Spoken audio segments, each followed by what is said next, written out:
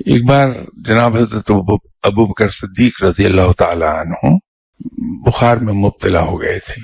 बावजूद इलाज के वो बुखार उतर नहीं रहा था।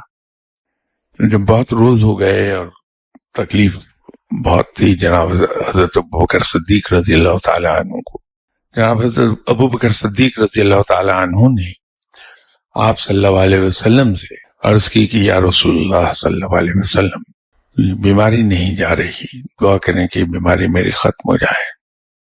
जवाब क्या आया कि अबू बकर, क्या तुम नहीं चाहते कि तुम्हारे गुनाह दुनिया ही में धुल जाएं? तो हमें रब ताला पर भरोसा रखना चाहिए कि अगर ये बीमारी आई है तो ये बीमारी भी रब ही की पैदा करता है और रब ही इससे शिफा अता फरमाएगा हमें।